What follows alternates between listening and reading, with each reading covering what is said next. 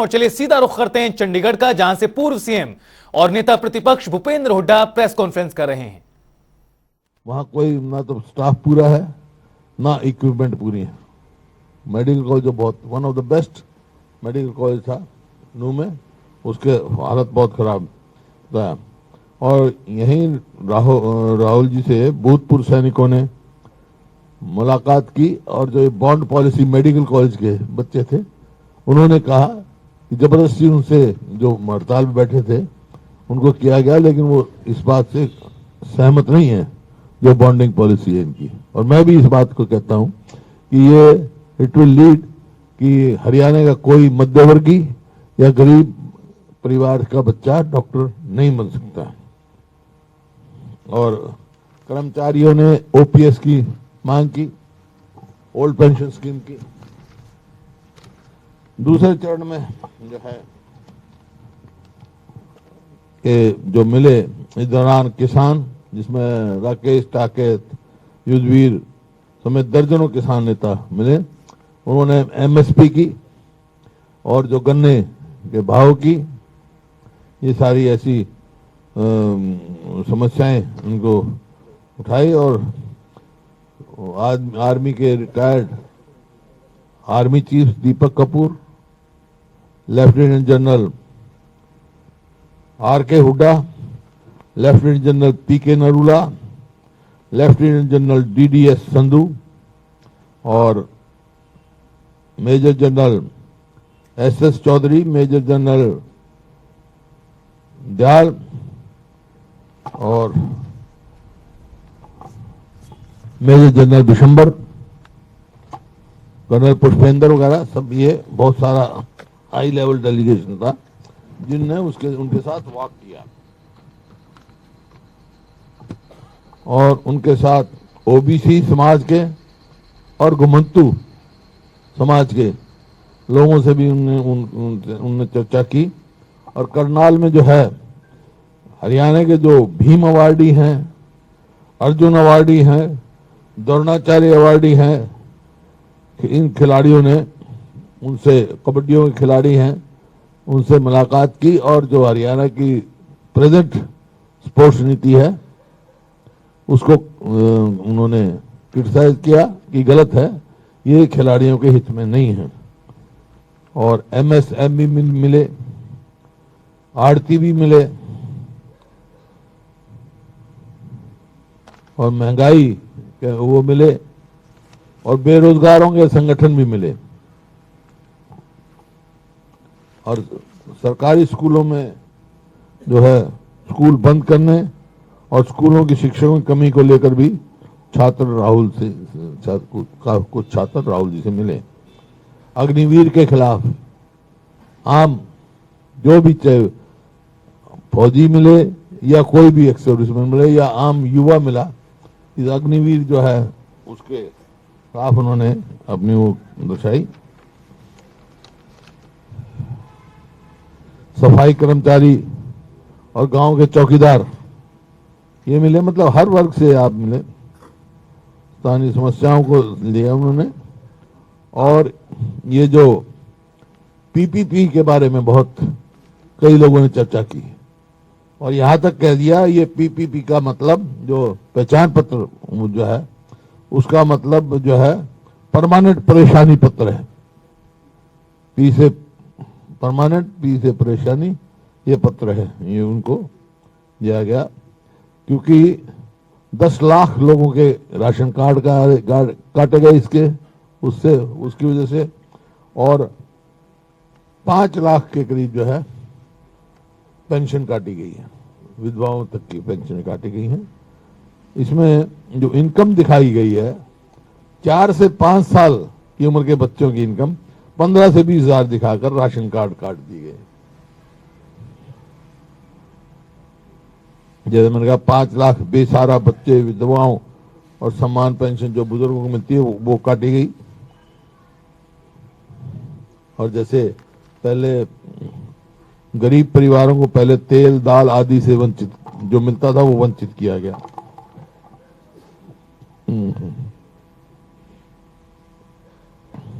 कुछ वहां जो है इकोनॉमिस्ट भी मिले और उन्होंने चिंता जाहिर की जो आज हरियाणा की आर्थिक स्थिति है।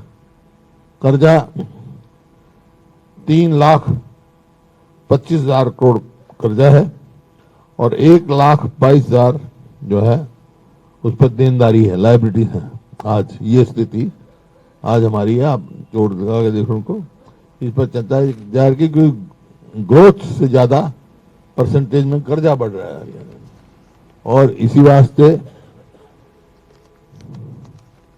जो प्रदेश को एक आर्थिक संकट की ओर धकेला जा रहा है।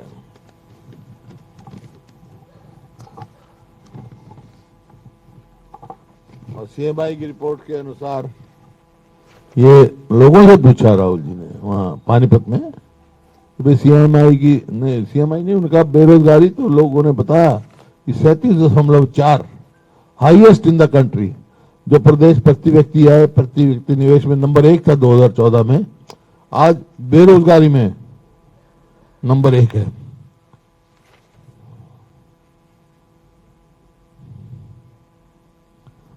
और जो कौशल रोजगार निगम है, ये युवाओं के भविष्य के साथ खिलवाड़ की जा रही है।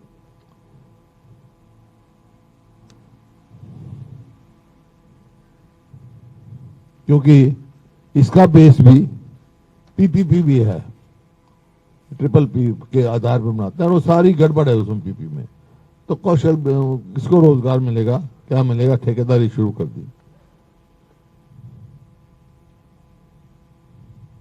तो इसमें क्राइटेरिया सरकार ने आय के उस पर रखा है ना, और वो पीपी भी देता है उसमें सभी।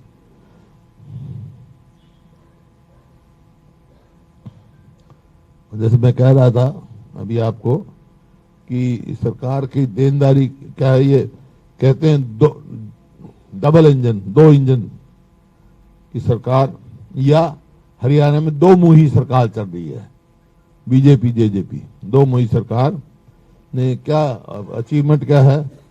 3 गुना तो महंगाई हो चुकी, 4 गुना जो है कर्जा बढ़ चुका प्रदेश पर, 5 गुना अपराध बढ़ चुके हैं और 6 गुना भ्रष्टाचार बढ़ चुका है और 0 रोजगार। ये उपलब्धि है इस सरकार की। अब ये देखिए ना, भ्रष्टाचार का इससे बड़ा सबूत क्या होगा? ये सरपंचों का काम, वो तो जो सरपंचों की आप इंक्वायरी कराते हो, ई टेंडरिंग का क्या मतलब है सरपंच? ये सबसे बड़ा घपला है। और ये खाली घपला यहां नहीं है, ये पूरे प्रदेश में, चाहे वो पीडब्ल्यूडी का महकमा हो चाहे वो हो, जब भी तो सड़कों की ये हालत है।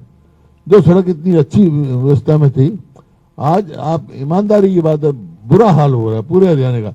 मैं सोचता शायद इधर होगा, लेकिन जहां जहां चले हम, एक एक्सेप्ट जो नेशनल हाईवे है, जीटी रोड को छोड़ के सब जगह सड़क का बुरा हाल। अभी आज खैर आप सवाल पूछोगे, आज अखबार में पढ़ा है वो मित्तल कमीशन, जो ये मेवात में जो इंस्पेक्टर मारा गया था पुलिस का है, डीएसपी सुरेंद्र जो मारा गया था, वो मित्तल कमीशन ने अब डिसॉल्व कर दिया, खत्म कर दिया, नोटिफिकेशन कर दिया। कोई आए उसमें कहते हैं एसआईटी बना दी, मित्तल कमीशन की रिपोर्ट तो आई नहीं। भाई एक ड्राइवर पे तो केस बना दिया आपने, लेकिन उसके पीछे है कौन, किसका हाथ है? इतना बड़ा वहां चल रहा है। इसी तरह डाडम में मैं गया था, जब भी ये कहा था एसआईटी बनाएंगे हम। एसआईटी तो ये जो है, एसआईटी का मतलब क्या है? सप्रेस इंटरनल ट्रुथ, अंदरूनी सच्चाई नहीं आने देंगे। इस किस्म के एसआईटी की रिपोर्ट अब तक यही साबित हुई है, सप्रेस इंटरनल ट्रुथ। एसआईटी का मतलब ये है इस हरियाणा सरकार का। तो ये आपके सामने, आपके कोई सवाल हो तो आप पूछ सकते हैं मेरे से।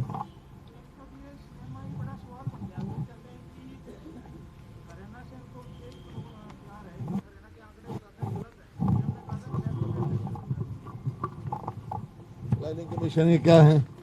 प्लानिंग कमीशन में भी जो उससे 1.5 गुना है जो उनकी सेंटर की वो है, लेकिन सीएमआई के आंकड़े गलत कैसे नहीं बताओ? सीएमआई के जो एमडी है उसने तो 6000 सैंपल्स पे दिया है, जबकि ये जो है 2000 आदमी के सैंपल की बात कर रहे हैं। 6000 परिवारों के सैंपल लिए हैं उन्होंने, सीएमआई ने। उसमें स्टेटमेंट आई हुई है, उसका एमडी पता नहीं क्या नाम है उसका। और वही सीएमआई जब यूपी में करती है तो यूपी गवर्नमेंट एडवर्टाइजमेंट रखती है, भाई हमारी बेरोजगारी का ये दर है। गुजरात में वहां की गवर्नमेंट सीएमआई की रिपोर्ट को वो रेफर करती है। तो ये सच्चे बताएं कि भाई ये सरकार सच्ची है या यूपी की सरकार सच्ची है या गुजरात की सरकार सच्ची है? कौन सी सरकार झूठी सच्ची है? हैं? तो हरियाणा में भारत जोड़ो यात्रा किस तरह से सफल रही है उसका जिक्र करते नजर आए पूर्व मुख्यमंत्री भूपेंद्र हुड्डा, और साथ ही साथ किन किन वर्गों से इस दौरान राहुल गांधी ने मुलाकात की, तमाम मुद्दों को लेकर इस दौरान उन्होंने सरकार पर भी सवाल उठाए हैं। बहरहाल